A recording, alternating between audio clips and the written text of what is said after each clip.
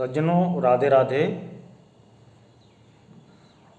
आप सभी भक्तजनों का आध्यात्मिक भक्ति ज्ञान चैनल में बहुत बहुत स्वागत है, हार्दिक अभिनंदन है। सज्जनों, जैसा कि आपको विदित है, इससे पहले वाले वीडियो में हमने माता पार्वती और भगवान भोलेनाथ के संवाद के बारे में चर्चा की थी। माता पार्वती जी पूछती हैं भोलेनाथ से कि हे प्रभु, राम जन्म के कारण क्या रहे थे, क्यों नारायण ने नरदेह धारण किया था, उसके बारे में आप मुझे कथा विस्तार से सुनाइए। भगवान भोलेनाथ ने बताया कि इसके अनेक कारण हो सकते हैं, लेकिन उनमें से कुछ कारण हैं जो मैं आपको बताता हूँ। तो उनमें से कौन कौन से कारण थे? एक तो भोलेनाथ ने बता दिया, जब जब हो धर्म की हानि बाढ़ें असुर अभिमानी। तो एक तो अधर्म जब बढ़ जाता है। दूसरा भगवान भोलेनाथ ने बताया, भगवान भोलेनाथ कहते हैं उमा से, भवानी से, पार्वती जी से, जन्म एक दोए कहूँ बखानी, सावधान सुनो सुमति भवानी। द्वारपाल हरि के प्रिय दो, जय और विजय जान सबको।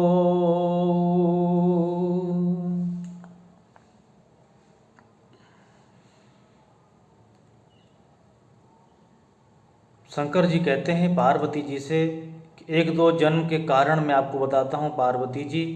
पहला कारण मैं आपको बताता हूँ, जय और विजय भगवान श्री हरि विष्णु के बैकुंठ लोक में दोनों द्वारपाल हैं, दोनों भाई हैं और भगवान के भक्त भी हैं।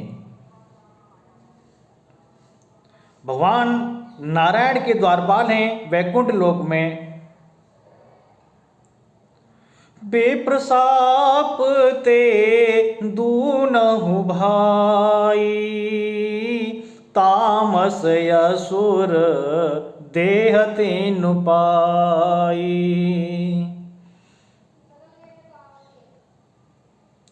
और उन दोनों ने ही ऋषियों के श्राप के कारण, ब्राह्मणों के श्राप के कारण राक्षस का शरीर पाया, धारण किया।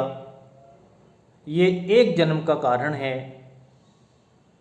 माता पार्वती कहने लगी कि हे भोलेनाथ, भगवान हरि के द्वारपाल जय और विजय दोनों भाई हैं और भगवान के भक्त भी हैं, फिर ऐसा क्या कारण रहा जो विप्रों ने, ब्राह्मणों ने, ऋषियों ने उनको श्राप दे दिया?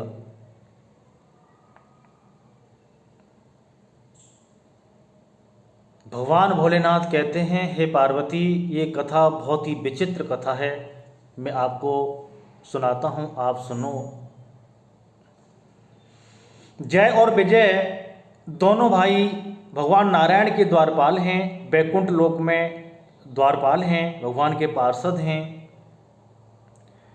एक समय की बात है, सनकादिक ऋषि में 4 ऋषि आते हैं, सनक ऋषि, सनंदन ऋषि, सनातन ऋषि और सनत कुमार ऋषि। इनको चारों को बोला जाता है सनकादिक ऋषि।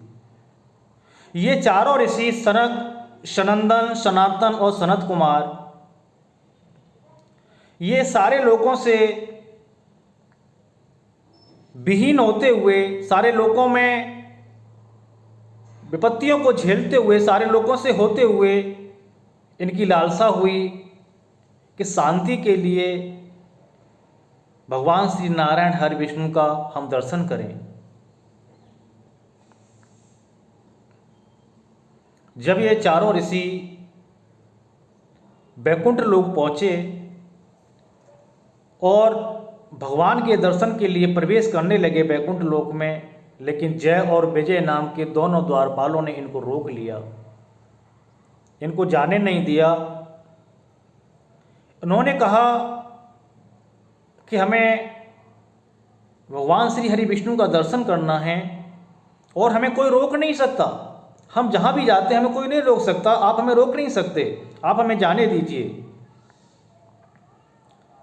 लेकिन ये द्वारपाल होने के कारण, हे पार्वती, हे उमा, हे भगवती, द्वारपाल होने के कारण, भगवान की रक्षा के कारण इन्होंने उन ऋषियों को जाने नहीं दिया, उन ब्राह्मण कुमारों को जाने नहीं दिया, और उन ब्राह्मण कुमारों को क्रोध आ गया और उन चारों ऋषियों ने, चारों ब्राह्मण कुमारों ने इनको श्राप दे दिया दोनों को कि तुम बहुत अभिमानी हो, बहुत हठीले हो,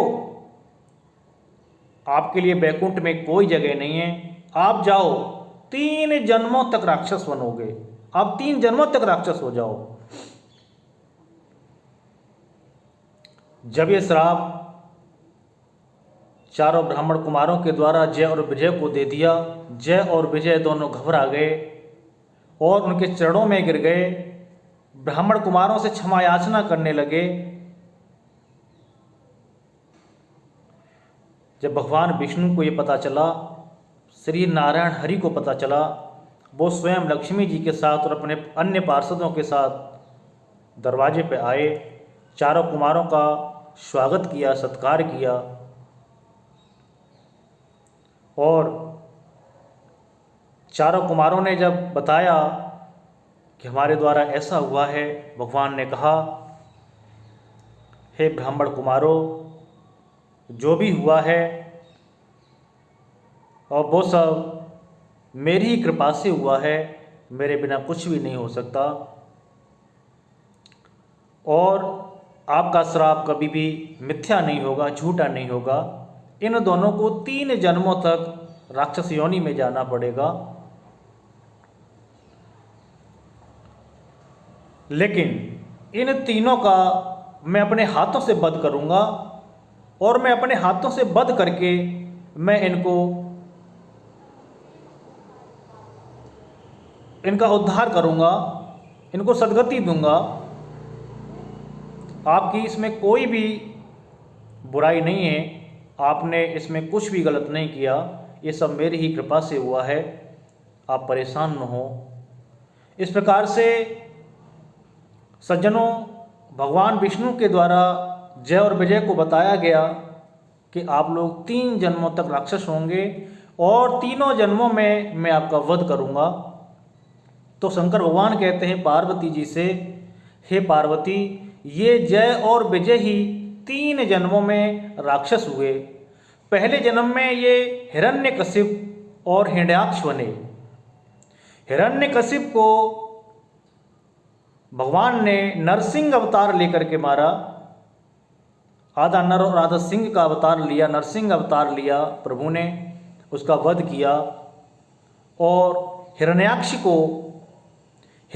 को भगवान श्री हरि ने वाराह अवतार लिया, सूअर का अवतार लिया। जब ये बहुत ज़्यादा उद्दंडी हो गया, बहुत ज़्यादा पाप करने लगा और बहुत ज़्यादा बलशाली भी था, तो एक दिन हिरण्याक्ष ने सारी पृथ्वी को ले जाकर के समुद्र में छुपा दिया। सभी लोग त्राहि त्राहि करने लगे। भगवान श्री हरि ने उस पृथ्वी को छुड़ाने के लिए समुद्र में उससे युद्ध किया, वाराह का अवतार लिया, सूअर का अवतार लेकर के उससे युद्ध किया और हिरण्यकशिप को मारकर पृथ्वी को उससे मुक्त कराया। इस प्रकार से एक जन्म में ये हिरण्यकशिप और हिरण्याक्ष हुए।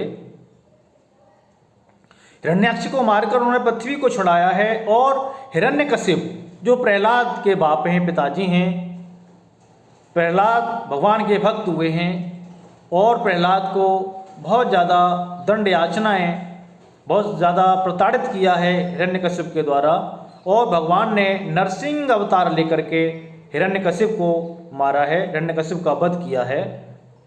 एक जन्म में ये हिरण्यकशिप और हिरण्याक्ष हुए। दूसरे जन्म में ये पार्वती, रावण और कुंभकर्ण हुए। इस जन्म में श्री नारायण भगवान हरि श्री विष्णु ने नरदेह धारण किया है और अयोध्या में जन्म लिया है और इन दोनों को मारकर इन दोनों को मुक्ति दिलाई है। तीसरे जन्म में ये दोनों शिशुपाल और दंतवक्र बने हैं।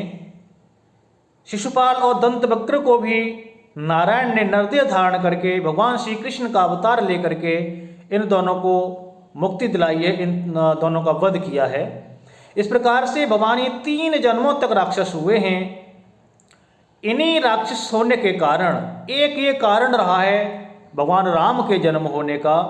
श्री नारायण हरि विष्णु के नर देह धारण करने का एक ये कारण था पार्वती, क्योंकि इन्हें रावण और कुंभकर्ण को मारने के लिए, उनको मुक्ति दिलाने के लिए आना ही था। नारायण पहले ही कह चुके थे कि आपकी मुक्ति मेरे हाथों से होगी, इसीलिए राम अवतार हुआ है, एक ये कारण है। और दूसरा कारण मैं आपको बताता हूँ पार्वती जी। तो सज्जनों, आज हम इस कथा को ही विराम देते हैं। दूसरा कारण क्या बताया भगवान भोलेनाथ ने पार्वती जी को राम जन्म का, उसको हम आगे आने वाली वीडियो में वर्णित करेंगे। आप लोग तब तक के लिए खुश रहिए, स्वस्थ रहिए और हमारी आगे आने वाली वीडियो का इंतज़ार कीजिए और अपना ख्याल रखिए। साथ ही साथ प्रभु की भक्ति भी करते रहिए। भगवान की भक्ति के बिना सुख, शांति और चैन नहीं है, इसीलिए भगवान की भक्ति बहुत ज़रूर है। 5 मिनट, 10 मिनट, 20 मिनट जरूर करें और अपना ध्यान रखें। जय श्री राम।